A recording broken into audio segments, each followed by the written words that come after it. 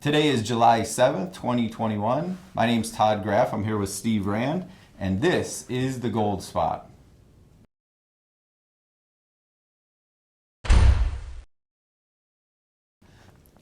All right, so I've been hearing a lot from my clients lately. They've been looking for privacy with their financial portfolio. They've been looking for assets that are more private than others. Now, Steve, you've been doing this a long time. Have you been noticing that with your clients as well? Is this new?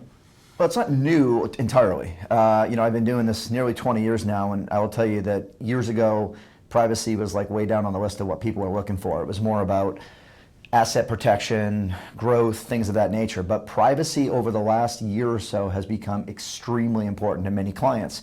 And I think a lot of them, it comes from the administration and their distrust of maybe the way things are happening in Wall Street or have gone in Wall Street over the last, or the White House over the last year, and Wall Street as well.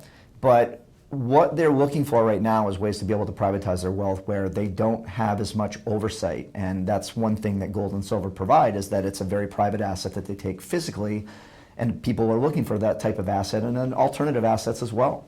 Yeah, and I've noticed too, a lot of people talk about gold and silver and then also cryptocurrency. That's the other alternative asset I hear people talk about, looking for privacy.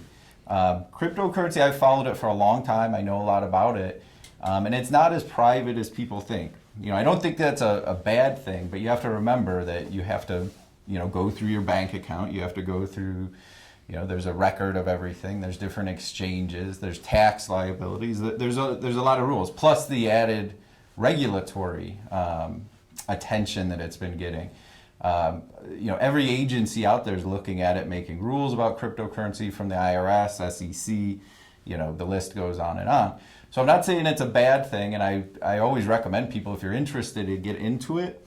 But when you're thinking about privacy and safety right now, I do think gold and silver is a much more private asset when you do it correctly. When you do physical gold and silver and you hold it physically, that seems to be the cryptocurrency is good, of course, but I think there's some dangers that people don't realize. So I always tell people, learn about that first. One of the article I saw this morning from the Wall Street Journal talked about that, and they said that it's a huge increase. I think it was $82 million was lost in cryptocurrency scams over the course of the fourth quarter of last year and the first quarter of this year, which was 10 times as much as it was the previous 6 months. So a lot of it's coming from online, social media type scams that people are falling for.